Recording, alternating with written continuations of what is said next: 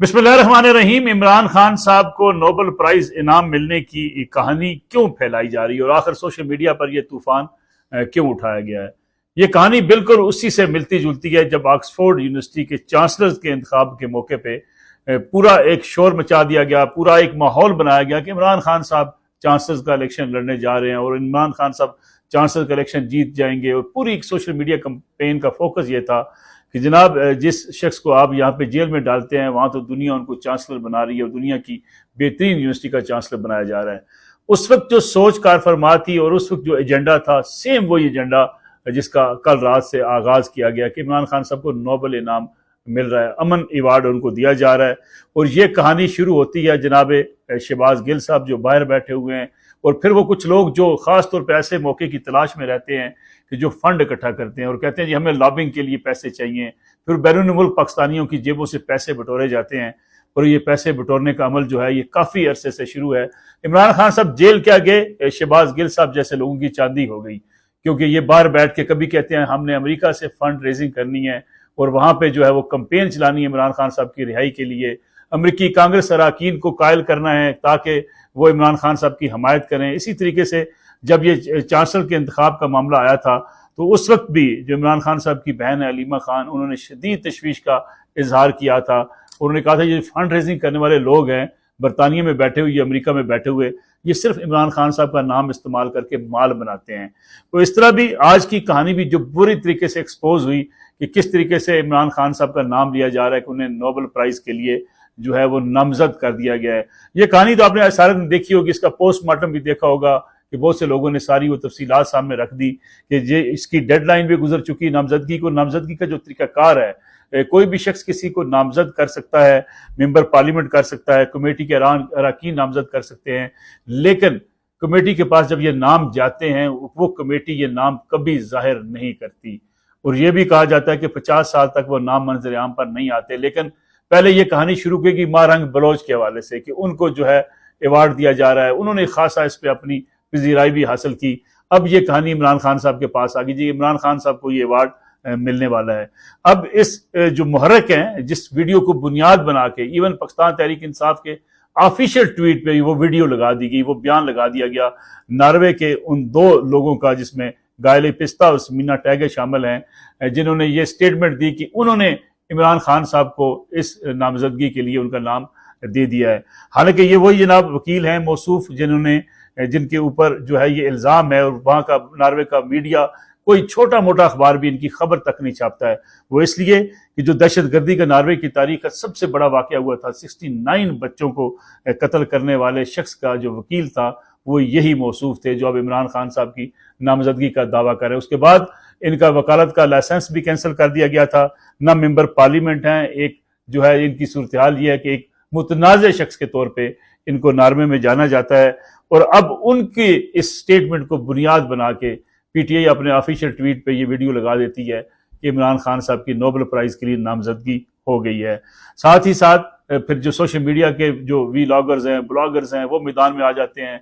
और सुबह से एक ऐसा तूफान उठाया गया है कि गोया जिस शख्स को पाकिस्तान में जेल में डाला गया कैसे उसका रास्ता रोकोगे, वो तो अब नोबेल प्राइज के लिए नामजद कर दिया गया है। ये तरीकाकार वो भी आपने देखा होगा सोशल मीडिया पर मौजूद है। हुसैन हक्कानी साहब ने भी बड़ी तफसील के साथ इसका पोस्टमार्टम तब भी किया था कि चांसलर के इंतखाब का तरीकाकार क्या होता है। अब भी उन्होंने इस पर बड़ी तफसीली अपने एक ट्वीट किया है, एक्स पे उन्होंने लिखा है कि एक बार फिर तहरीक इंसाफ के कारकुनों को जिस तरीके से बेवकूफ़ बनाया जा रहा है, उन्होंने इस पूरी प्रोसीजर की सारी निशानदेही की है कि जो लोग भी जिनको नामजद कर दिया जाए उनकी फहरिस्त सामने नहीं आती और ना ही कमेटी वो नाम जब तक जो अक्टूबर 2025 में जिन लोगों को ये प्राइज मिलना है उनके नामों की पहले से तशहीर की जाती है, ना ये बताया जाता है कि कौन कौन से लोग नामजद हुए हैं। साथ ही साथ अगर नामजदगी हो जाए और उसके बाद अनाउंसमेंट होने तक ये बात भी खुफिया रहती है और उसके बाद भी ये फहरिस्त सामने नहीं आ पाती। लेकिन मामला आप देखें, अगर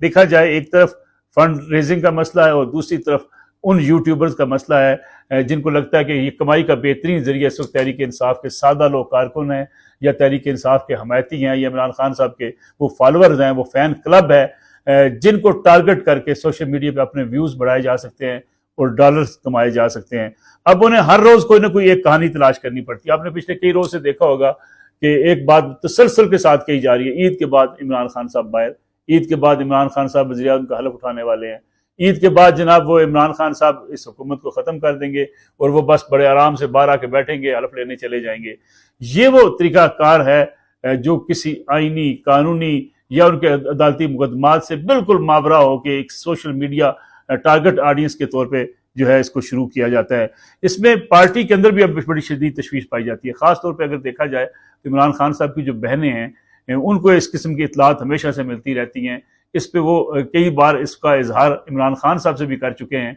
वो जेल से बाहर जो लोग हैं वो महज इसलिए ये कैंपेन चलाते हैं कि वो अपने अपने टारगेट्स अचीव कर सकें, हालांकि उनको इमरान खान साहब की रिहाई से कोई सरोकार नहीं है। बाज़ लोगों की ये राय भी है कि कुछ लोग तो ये समझते हैं कि अगर इमरान खान साहब जेल से किसी न किसी सूरत रिहा हो गए तो उनकी दुकानदारी भी खत्म हो जाएगी, क्योंकि हर बंदे की अपनी स्टेटमेंट है, हर बंदा दावेदार है इमरान खान साहब उनके करीब हैं, इमरान खान साहब ने उनको पैगाम देके भेजा है। हालांकि सूरत हाल ये है कि कई बार इसका भी इजहार कर चुकी हैं अलीमा खान साहबा कि या उनकी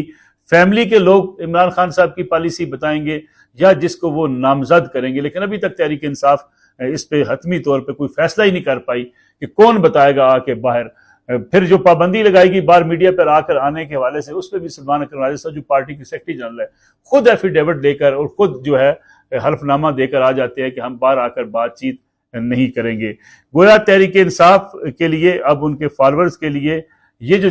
चंद किस्म के बाहर बैठे हुए आप कहें जो मुल्क से भागे हुए हैं और यहाँ बड़े दावेदार थे कि जनाब वो मर जाएंगे, डट जाएंगे, मुल्क छोड़कर नहीं जाएंगे। गिरफ्तारी जब उनकी हुई थी, बड़ी जाती सी बात है, मैं उन पर बात नहीं करना चाहता, जो बड़े बड़े जट बने हुए थे, जट्टां दा पुत्र बने हुए थे, जिस तरीके से गिरफ्तारी के बाद जो उनका रवैया था और जितना चीखना चिल्लाना उनका था वो भी शायद पूरी कौम ने देखा होगा। लेकिन इस किस्म की सारी जो तरीकाकार है ये वारदात, बारीक वारदात डालने वाले हैं और इन्होंने ये वारदात ये डाली हुई है कि सोशल मीडिया से भी पैसे कमाओ और बेचारे सादा लोग कारकुनों से भी बाद से माल बटेरो और वहां पे को कि जनाब हमने कंपेन चलानी। हालांकि जब आर्मी चीफ ने भी दौरा किया था अमेरिका का, उस वक्त भी एक बड़ी तादाद में लोगों से पैसे लिए गए कि जनाब हमने मुजाहरे करने हैं, हमने जो है वो मुख्तलिफ गाड़ियों के ऊपर जो है वो एहतजाजी पोस्टर आवेजा कराने हैं। लेकिन वहां पे फिर जब बातचीत हुई वहां पे जनाब मौसूफ माशाल्लाह आराम से उस बातचीत के बाद पीछे हट गए, ना उनके जाने पे एहतजाज हुआ और जो गाड़ियों पर जो 2-4 दिन कंपेन चली उसके भी लाखों डॉलर जो है वो बटोर लिए गए। तो ये सूरत हाल थी आज सारा दिन। अभी भी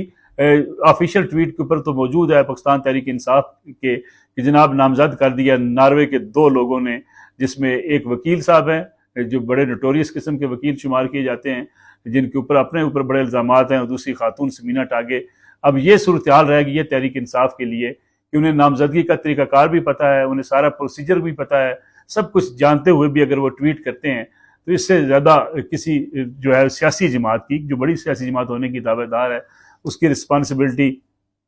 की जो लेवल है वो क्या हो सकता है। लेकिन बहरहाल इस वक्त चूँकि सोशल मीडिया की जंग है, वो कहते हैं कि जनाब इसी तरीके से आलमी तवज्जो हासिल होगी, इमरान खान साहब का नाम गूंजेगा, और इस बात से वो बेखबर हैं कि उनके मुकदमात को जिस तरीके से कानूनी तरीके से लड़ा जाना चाहिए उस पर तो वकील आपस में दस्तो गिरबां हैं। फैसल चौधरी साहब से पूछें, फैसल साहब से, वो कहते हैं जी मैं मुकदमात सही तरीके से देख रहा था, बाकी उनके वकला कहते हैं हम मुकदमात सही तरीके से देख रहे थे। लेकिन ख्वाहिश सब की है कि खान साहब अंदर ही रहें, अंदर रहेंगे तो उनका काम चलता रहेगा।